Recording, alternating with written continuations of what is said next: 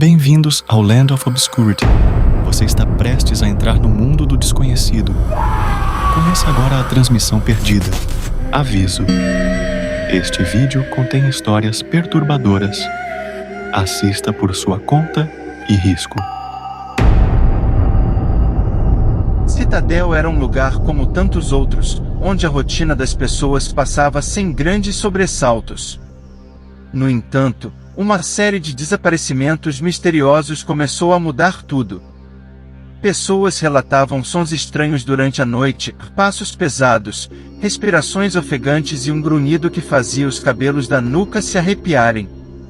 Apenas um par de pistas unia todos os casos. As vítimas desapareciam perto da floresta sombria nos arredores da cidade, e marcas profundas no solo indicavam que algo monstruoso caminhava por ali. Os jovens da cidade começaram a espalhar rumores sobre o homem-rinoceronte.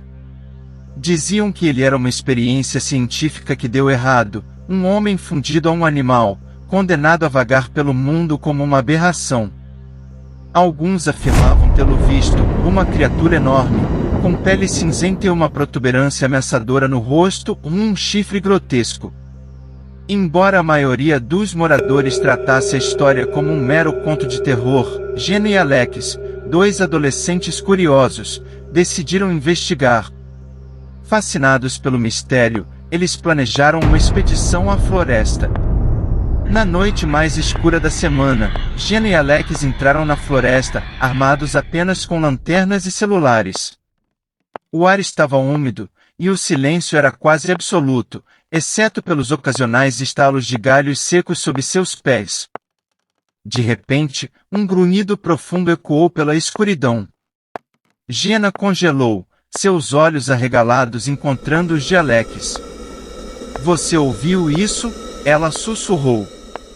Antes que ele pudesse responder, a luz da lanterna captou algo colossal movendo-se entre as árvores. Era a criatura, mais de 2 metros de altura, com uma massa muscular descomunal. Seu chifre, afiado como uma lâmina, refletia a luz da lua. Alex gritou, mas o som só atraiu a atenção do monstro. Em um movimento rápido, a criatura avançou, derrubando árvores no caminho. Os dois correram o mais rápido que puderam, mas o peso esmagador dos passos do homem-rinoceronte estava cada vez mais próximo. Jenna tropeçou em uma raiz exposta e caiu, mas Alex a puxou para cima. "Por aqui!" ele gritou, apontando para um velho celeiro abandonado no limite da floresta. Os dois correram para dentro, fechando a porta com força. Lá dentro, o cheiro de madeira apodrecida e feno velho enchia o ar. Jenna e Alex se esconderam atrás de um monte de caixas enquanto ouviam os grunhidos da criatura do lado de fora. De repente, um silêncio mortal se instalou. Jenna olhou para Alex, tentando controlar sua respiração, mas então, num barulho ensurdecedor, a parede do celeiro foi atravessada pelo chifre do monstro. Enquanto fugiam novamente, encontraram um homem idoso chamado Dr. Huxley, que vivia em uma cabana isolada. Ele os ajudou a entrar e, ao ouvir sobre o encontro, seu rosto empalideceu. "Eu criei aquilo", ele confessou. Era para ser uma revolução científica, combinar a força animal com a inteligência humana. Mas deu errado. Muito errado.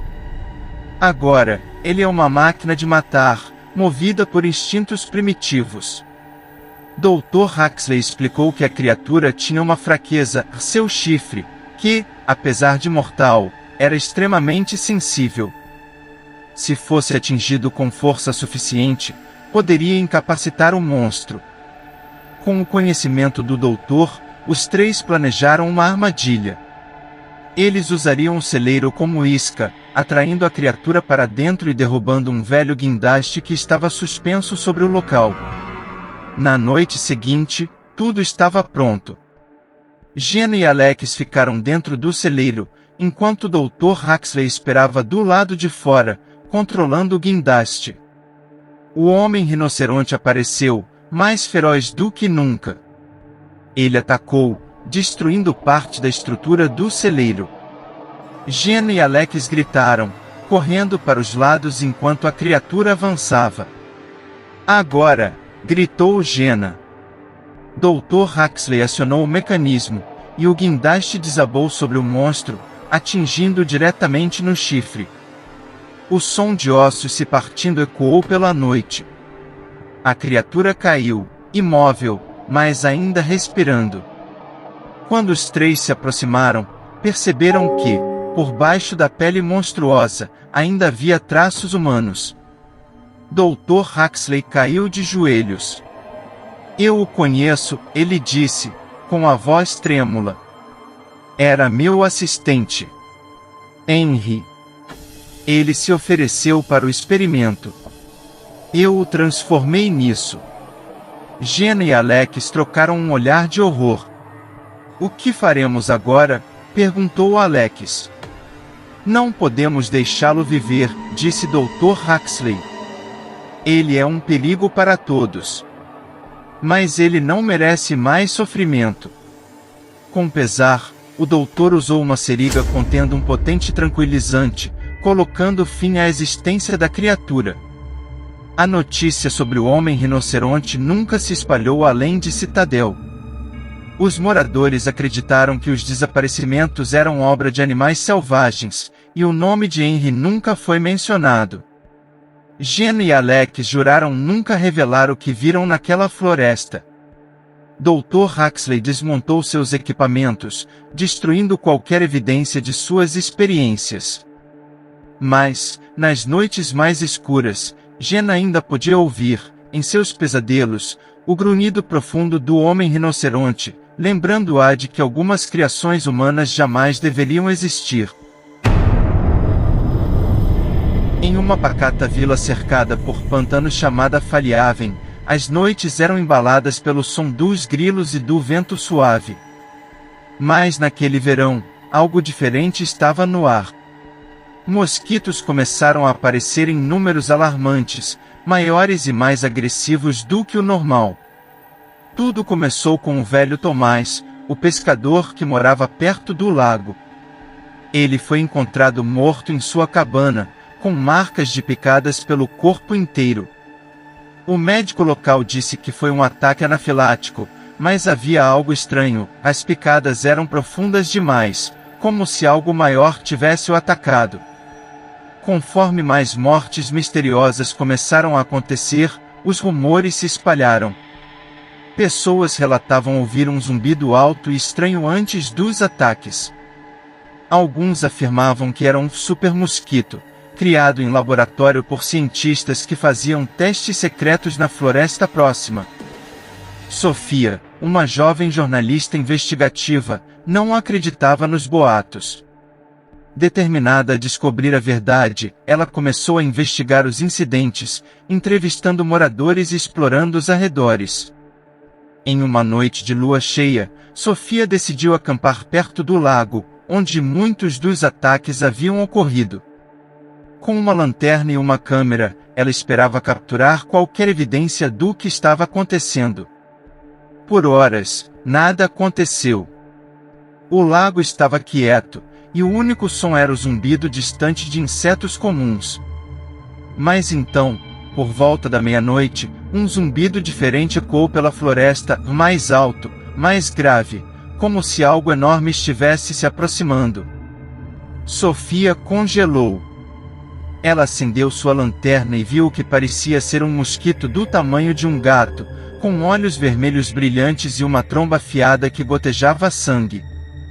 A criatura atacou, rasgando a lona de sua barraca. Sofia correu em pânico, mas o mosquito era incrivelmente rápido. Ele quase alcançou quando um tiro ecoou na noite. A criatura recuou, voando de volta para a escuridão. O tiro veio de um homem idoso, que se apresentou como Horace. Ele explicou que era um caçador aposentado e havia visto o mosquito antes. Isso não é natural, ele disse. Algo aconteceu naquela floresta. Eles mexeram com coisas que não deveriam. Horácio levou Sofia para sua cabana, onde mostrou a ela mapas antigos e anotações sobre um laboratório abandonado nos arredores do pântano. Ele acreditava que experimentos de biotecnologia haviam criado a criatura. Na manhã seguinte, Sofia e Horácio seguiram para o laboratório. O prédio estava em ruínas, coberto por vinhas e mofo, mas dentro havia evidências assustadoras, gaiolas quebradas, frascos de produtos químicos e documentos rasgados que mencionavam engenharia genética em insetos. Eles descobriram que o experimento pretendia criar mosquitos capazes de combater doenças, mas algo saiu do controle. Um único espécime, identificado como mosquito alfa, havia escapado e se adaptado ao ambiente, tornando-se maior e mais mortal. Enquanto exploravam o laboratório, o zumbido familiar começou a ecoar. Horácio agarrou sua espingarda enquanto Sofia segurava uma faca improvisada. O mosquito alfa estava ali, observando-os de uma abertura no teto. A criatura atacou com uma velocidade assustadora. Horácio conseguiu atirar, acertando uma das asas do monstro, mas isso só o enfureceu ainda mais. Ele investiu contra Horácio, perfurando sua perna com a tromba. Sofia correu para ajudar, usando uma tocha para afastar o inseto. Eles fugiram do laboratório, mas Horácio estava gravemente ferido. De volta à cabana, Sofia examinou os documentos recuperados do laboratório. Ela encontrou uma fórmula química que parecia ser um antídoto para as mutações. O problema? Ela precisava ser misturada com um pesticida específico armazenado no próprio laboratório. Com Horácio impossibilitado de andar, Sofia decidiu voltar sozinha ao laboratório, armada com a espingarda e a tocha. Ao chegar, Sofia encontrou o laboratório cercado por larvas gigantescas, sinais de que o mosquito alfa estava se reproduzindo. Ela entrou com cuidado, localizando o pesticida em um armário enferrujado. Mas o zumbido retornou, mais forte do que nunca. O mosquito alfa desceu do teto, suas asas deformadas pela luta anterior. Sofia atirou várias vezes, mas as balas apenas o irritavam. Ela conseguiu misturar o pesticida à fórmula e jogou tudo em uma tocha improvisada. Quando o mosquito alfa avançou, ela lançou o fogo contra ele. A criatura soltou um grito ensurdecedor enquanto era consumida pelas chamas. O mosquito alfa caiu, seu corpo fumegando e emitindo um cheiro horrível. As larvas ao redor começaram a se contorcer e morrer, como se estivessem conectadas ao monstro principal. Sofia saiu do laboratório, exausta e coberta de fuligem, mas aliviada. Com a morte do mosquito alfa, os ataques cessaram. Sofia foi aclamada como uma heroína pelos moradores de Falhaven, mas ela sabia que o perigo não havia terminado completamente. Em uma última visita ao laboratório, ela encontrou um ovo solitário, escondido em uma rachadura na parede. Temendo o que poderia acontecer, ela o destruiu, garantindo que o ciclo não recomeçasse. Enquanto o sol se punha sobre Falhaven, o zumbido dos mosquitos comuns parecia um som distante e inofensivo. Mas para Sofia, o terror daquele verão nunca seria esquecido. Meses haviam se passado desde que Sofia destruiu o laboratório e o temível mosquito alfa. Falhaven parecia finalmente em paz, e os moradores retomaram suas vidas. No entanto, Sofia não conseguia esquecer os horrores que presenciou. O som de zumbidos ainda ecoava em sua mente, e à noite, ela frequentemente acordava suando frio, com a sensação de estar sendo observada. Uma noite, enquanto organizava os documentos que havia recuperado do laboratório, Sofia encontrou algo que havia ignorado antes, um relatório incompleto sobre mosquito beta. Aparentemente, havia outro espécime, uma variação ainda mais avançada do primeiro, mas seu paradeiro era desconhecido. Sofia tentou convencer a si mesma de que a criatura não existia mais. Mais relatos de picadas misteriosas começaram a surgir em cidades vizinhas. Um homem de Vindelde, a cidade ao norte de Falhaven, foi encontrado morto em circunstâncias assustadoramente familiares, corpo seco, pele enrugada e marcas profundas de picadas. A notícia fez com que Sofia agisse. Ela revisitou os arredores do antigo laboratório, agora coberto pela vegetação, e encontrou algo que fez seu estômago revirar: rastros de larvas recém-nascidas, levando para o lado oposto do pântano, onde ficavam as cavernas de Black Hollow. Decidida a acabar com a ameaça de uma vez por todas, Sofia se preparou. Armou-se com um lança-chamas improvisado, pesticidas potentes e uma máscara para proteger-se de qualquer ataque químico. Sua determinação era maior do que o medo. Quando chegou às cavernas, encontrou um ambiente úmido e claustrofóbico. O ar estava carregado com o som de pequenos zumbidos, que ecoavam nas paredes como um coro macabro. Ao adentrar a caverna principal, seu coração gelou. Pendurados no teto estavam casulos pulsantes, cada um abrigando um mosquito maior do que o outro. No centro, uma criatura ainda mais horrenda do que o mosquito alfa estava emergindo. Era o mosquito beta, maior, mais rápido e com um ferrão que parecia afiado como uma lâmina. Seus olhos vermelhos brilhavam com uma inteligência assustadora, e ele parecia observar Sofia como um predador estuda sua presa. O zumbido ensurdecedor preencheu a caverna enquanto Beta voava em círculos, preparando-se para atacar. Sofia agiu rápido, lançando chamas na direção dos casulos. Alguns explodiram, espalhando um líquido viscoso pelo chão, mas o movimento atraiu a fúria de Beta. A criatura investiu contra ela, mas Sofia conseguiu esquivar-se, usando as paredes da caverna como cobertura. Ela sabia que precisava agir rápido, pois Beta parecia aprender com cada movimento.